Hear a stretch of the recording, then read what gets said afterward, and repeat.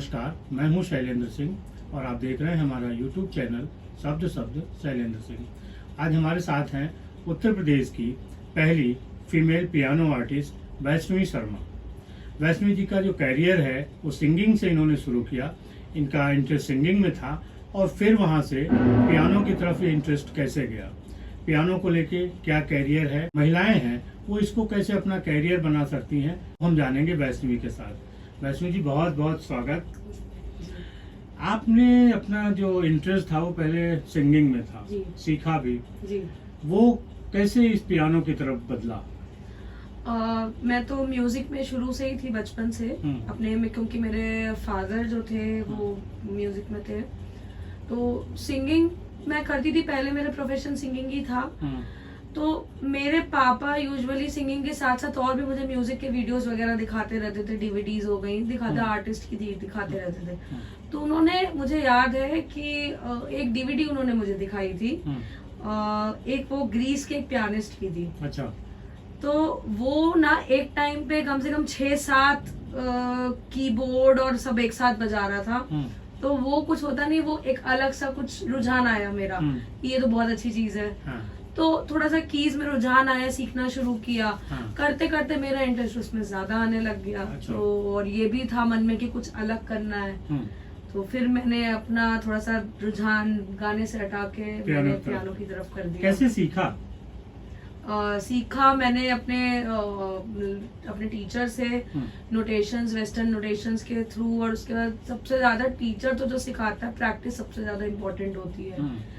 मतलब ये भी नहीं है कि आप 1 घंटा करिए, आप 10 मिनट प्रैक्टिस करिए, लेकिन बिना डिस्टरबेंस के करिए। और साथ में ये है कि रट्टा नहीं मारिए म्यूजिक में, अपना दिमाग लगाइए, अपना क्रिएटिविटी करिए।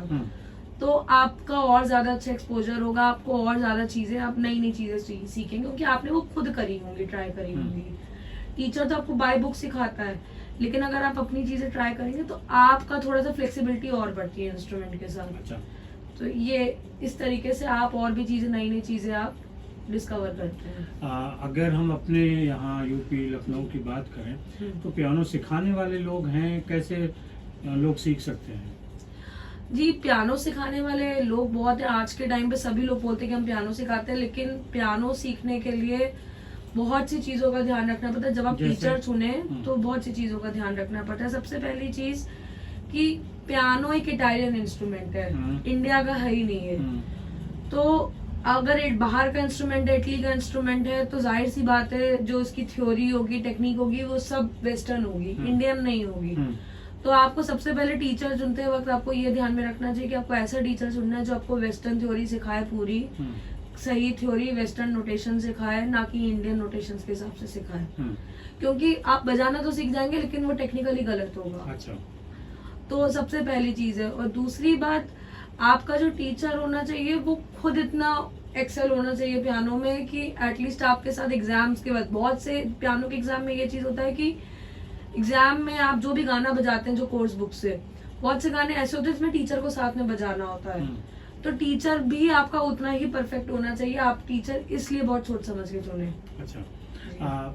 इसको एक महंगा शौक माना जाता है। सबसे पहले तो पियानो अपने आप में ही कॉस्टली है। अगर आप आजकल पियानो में 2 तरीके के पियानोज आते हैं। एकोस्टिक पियानो, जो कि हम मूवीज में देखते हैं, ग्रैंड पियानो होता है जिसमें स्ट्रिंग्स होती है, लकड़ी होती है, ये सब होता है। और उसी तरीके का एकोस्टिक पियानो एक और आता है जिसको हम बोलते हैं अपराइट पियानो। दोनों में डिफरेंस ये है खाली कि सिर्फ शेप का डिफरेंस है, बाकी स्ट्रिंग्स दोनों में होती है। तो ये हो गया आपका एकोस्टिक पियानो। एक आता है आपके डिजिटल पियानो, जो कि बिजली से चलते हैं, इलेक्ट्रिसिटी से चलते हैं।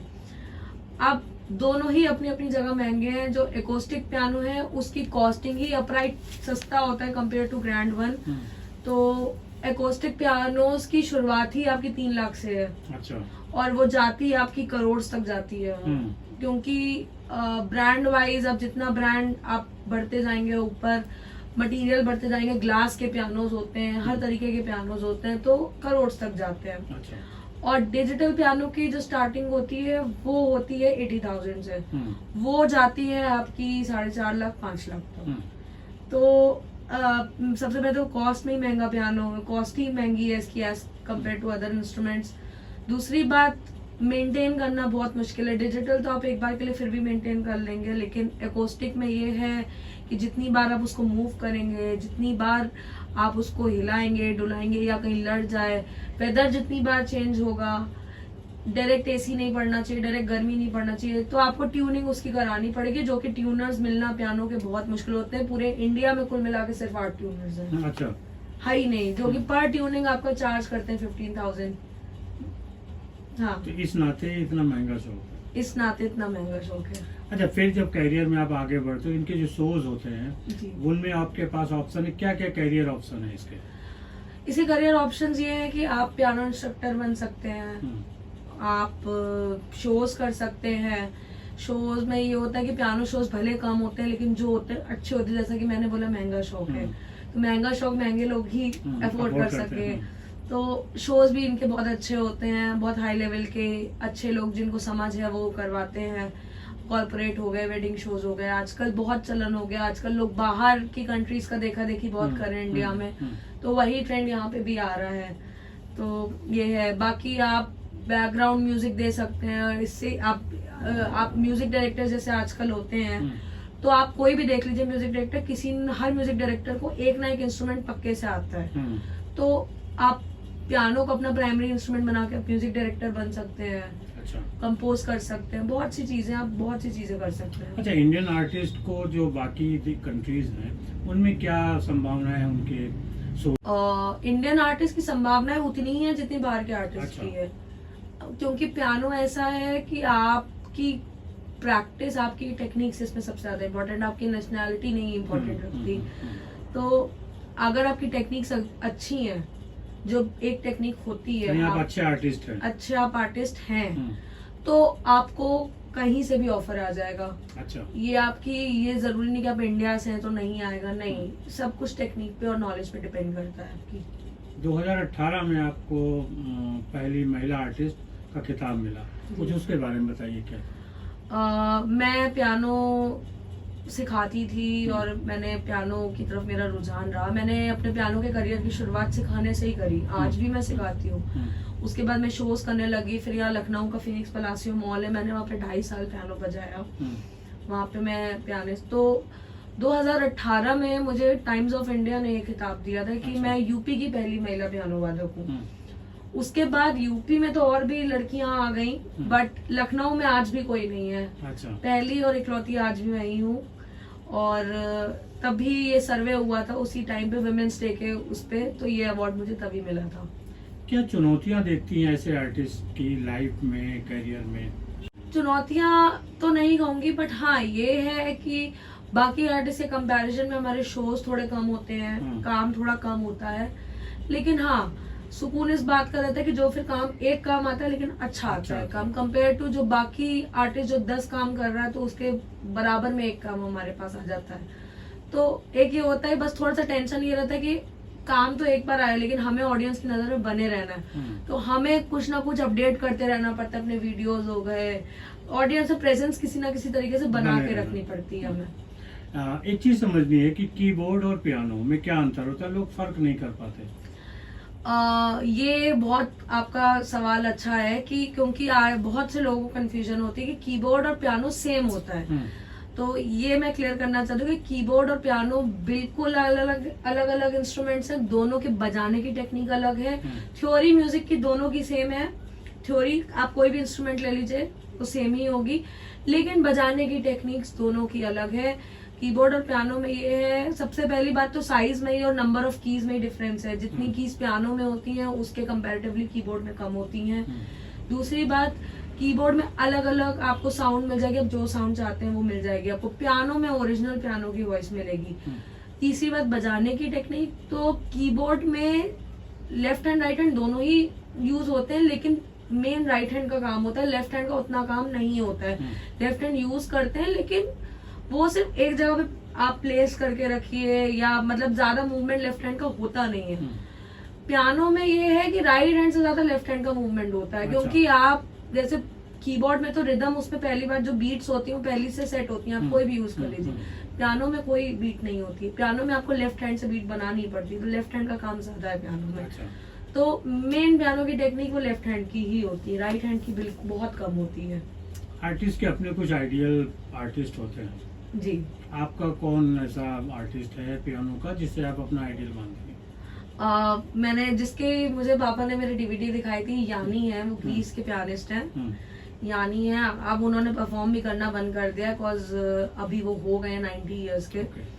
तो बट आज भी उनके बराबर का कोई आर्टिस्ट नहीं। शायद जो लोग अच्छा म्यूजिक में टेस्ट रखते होंगे तो यानी को जरूर जानते होंगे। अच्छा। हाँ, वो यानी एक ऐसे आर्टिस्ट हैं कि पूरे वर्ल्ड में इकलौते आर्टिस्ट हैं जिनको परमिशन है वर्ल्ड के 7 अजूबों में परफॉर्म करने का। उन्होंने किया भी हुआ, ताजमहल से लेके हर जगह पे। अच्छा। आमतौर पे जब भी कोई म्यूजिक का इंटरेस्ट रखता है, हाँ जी। वो फिल्मों की तरफ जरूर जाना चाहता है। जी। आपका उधर इंटरेस्ट नहीं है, क्यों? मेरा उधर इंटरेस्ट इसलिए नहीं है क्योंकि जो मूवीज का स्टारडम होता है वो एक लिमिटेड पीरियड के लिए होता है। कुछ लोग मेरी बात से अग्री नहीं करेंगे, बट मैं इसका एक एग्जांपल देती हूँ कि जो सिंगर्स होते हैं, वो जो अच्छे सिंगर्स है, श्रेया घोषाल हो गए, अरिजीत हो गए, ये लोग तो इनका स्टारडम बना हुआ है। लेकिन अगर आप पुराने सिंगर्स को देखिए तो पुराने सिंगर्स में आपके कुमार शानू भी हैं, पुराने सिंगर्स में आपके अभिजीत भट्टाचार्य भी हैं, लेकिन कुमार शानू की पॉपुलैरिटी इतनी ज्यादा, उदित नारायण की इतनी ज्यादा, अभिजीत भट्टाचार्य को लोग भूल चुके हैं। वही चीज है कि सिंगर्स में जब ये चीज हो रहा है तो म्यूजिक आर्टिस्ट, इंस्ट्रूमेंट आर्टिस्ट को तो इंसान कहाँ ही याद रखेगा। अच्छा। एंड क्योंकि वो फ्रंट फेसिंग नहीं होते हैं। और कुछ हॉबीज हैं आपकी, क्या करती हैं? म्यूजिक के अलावा मेरी हॉबीज, मेरी ट्रैवलिंग मेरी हॉबी बहुत है। मुझे ट्रैवल करना बहुत पसंद है और मुझे अपने साथ टाइम स्पेंड, खुद के साथ टाइम स्पेंड करना बहुत पसंद है। तो मतलब मुझे अकेले जाके कॉफी शॉप में बैठना, वहाँ पे म्यूजिक सुनना, बैठ के कॉफी पीना, म्यूजिक सुनना, बुक्स पढ़ना अच्छा लगता है। मुझे अकेले टाइम स्पेंड करना अच्छा लगता है। आपने अपना जो अचीवमेंट गोल है वो आगे क्या रखा है कि हमें इस तरीके से अपने को बड़ा होते देखना है? अभी तो मैं मतलब गोल्स तो बहुत एक एक करके, एक एक 1 by 1 मेरे गोल्स पूरे हो रहे हैं। तो अभी प्रेजेंटली मेरा गोल ये है कि कुछ फील्ड से अलग हटना है। और मेरा एक गोल है जो कि आज नहीं, कुछ साल बाद मैं पूरा जरूर करूंगी। मुझे अपने फादर के नाम से एक म्यूजिक इंस्टीट्यूट की चेन खोलनी है पूरे इंडिया में। अच्छा। सिर्फ एक सिटी में नहीं, हर शहर में खोलनी है। एंड दूसरा गोल ये है कि जैसे मैंने ट्रिनिटी कॉलेज लंदन से मैंने अपना पियानो सीखा है, एग्जामिनर जैसे यहाँ आते, तो सोचिए अगर एक एग्जामिनर लंदन से पूरे इंडिया के बच्चों का एग्जाम लेना है तो उसकी कितनी नॉलेज होगी उसके पास। मुझे उस लेवल की नॉलेज लेके मुझे एग्जामिनर एज एग्जामिनर बन के जाना है, क्योंकि वो रिस्पेक्ट एक अलग ही होती है एग्जामिनर की। हाँ। सोशल मीडिया पर आप भी होंगी और बहुत सारे आर्टिस्ट रहते हैं जी। लेकिन आज के जो यूथ नॉर्मली सोशल मीडिया का यूज कर रहे हैं, उसको लेके कुछ कहना चाहते हैं, किस तरीके से वो अपने कैरियर को सामने रखते हुए सोशल मीडिया का यूज करें? देखिए, मैं ये कहना चाहूंगी कि पहले जब सोशल मीडिया नहीं था तब तो माउथ पब्लिसिटी होती थी। आज के टाइम पे इतना बढ़िया आपके पास साधन है अपने आप को ऑडियंस के बीच में रखने का। सोशल मीडिया से बेस्ट आजकल कोई नहीं, क्योंकि आजकल हर बच्चे से बच्चा, बूढ़े से बूढ़ा इंसान सोशल मीडिया पे है। आपकी 1 सेकेंड, आपकी 1 मिनट की क्लिप भी जो होगी ना, अगर आपने अच्छा बजा दिया तो वो वायरल हो जाएगी। कैच अगर आपने, कब कौन आपका वीडियो कैच कर ले कुछ नहीं पता है। तो मुझे बहुत सी अपॉर्चुनिटीज सोशल मीडिया से आती हैं। आज मतलब अगर मेरे पास 10 अपॉर्चुनिटीज आ रही हैं तो उसमें से 9 सोशल मीडिया से आई होती हैं। अच्छा। तो मेरा यही कहना है कि सोशल मीडिया की प्रेजेंस उतनी ही इम्पोर्टेंट है जितनी आप वैसे अपनी नॉलेज है। आप अपनी नॉलेज अपने तक मत रखिए, सोशल मीडिया पे नॉलेज, अपनी स्किल्स दिखाइए, लेकिन उसको पॉजिटिव इस्तेमाल करिए। पॉजिटिव इस्तेमाल करिए। सोशल मीडिया के दोनों एक्सपेक्ट्स होते हैं, नेगेटिव पॉजिटिव। पॉजिटिव की तरफ जाइए। बहुत अच्छा वैष्णवी। और दोस्तों, आपको भी वैष्णवी की बात कैसी लगी जरूर बताइएगा। कोई सवाल हो, कुछ पियानो से संबंधित पूछना चाहते हो या अपने कैरियर के बारे में भी, तो हम लोग फिर उस मुद्दे को डिस्कस भी कर सकते हैं। बहुत शुक्रिया। Thank you Vaishnavi.